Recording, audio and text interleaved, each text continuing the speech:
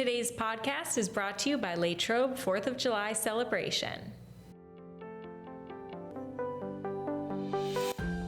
Derry's Ethnic Food Festival draws a crowd. The first sentence is handed down in a federal Snapchat hacking case, and Kennedi Foster is crowned Latrobe's Miss 4th of July.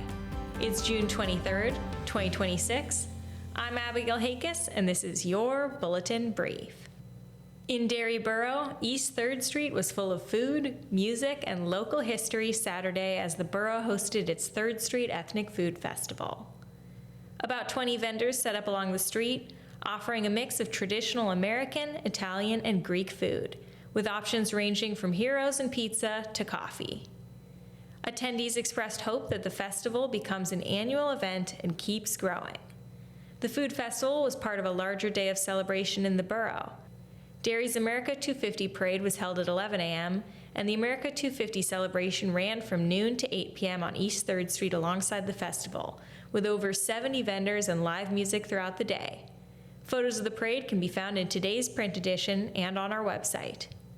Mayor Nathan Bundy said the borough could look to continue the food festival, pointing to the turnout and interest from the community. The idea had been years in the making. Bundy said it first came up while the Derry Area Historical Society was planning Derry Township's 250th anniversary celebration in 2025. The festival didn't happen then, but the idea stuck.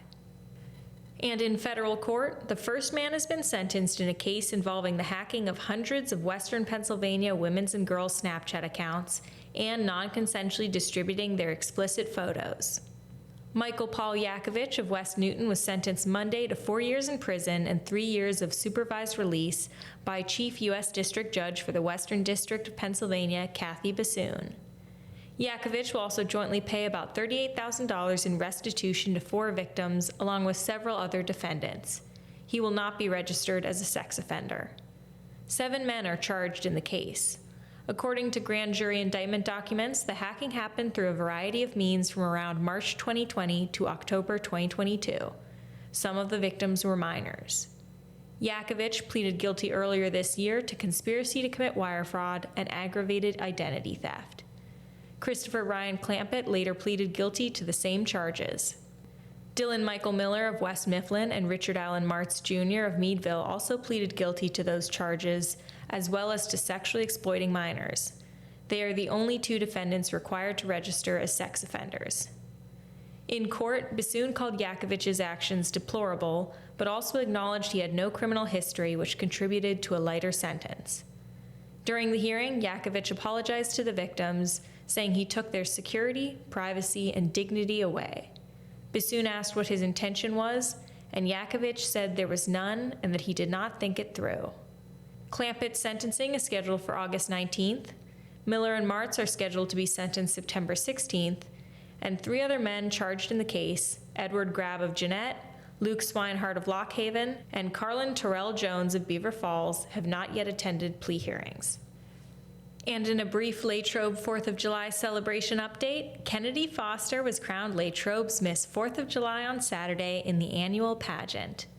Pageant director Jackie Zemba said Foster is genuine, authentic, and always smiling, traits that earned her the win. Foster will be joined by 2026 Miss 4th of July Ambassador Malaya Nicholson at area festivals, parades, and charitable events. Also on Saturday, Miss 4th of July 2025, Sophia Trunzo, was given a $1,000 scholarship check from Latrobe BPW. Congratulations to all the contestants. Looking for a great way to celebrate the 4th of July? Make plans for the Latrobe 4th of July celebration, one of the region's biggest Independence Day events. The fun starts with a parade through downtown Latrobe at 10:30 a.m., then continues at Legion Keener Park with an all-day festival beginning at noon. You'll find live music, over 20 food trucks, marketplace vendors, bingo, yard games, carnival games, and plenty for the kids, including a birthday party for America with a magician, an animal show, bounce houses, and an 80-foot obstacle course. You can jump into the activities or just relax in the park and enjoy the music. And aside from food trucks and marketplace vendors, everything is free. The night wraps up with one of the area's largest fireworks displays, featuring an extended grand finale at 9:30 p.m. Free shuttle service is available throughout the day. For the full schedule, visit latrobecelebration.com. We'll see you there. And now, on to sports. Here's a look at today's local sports schedule.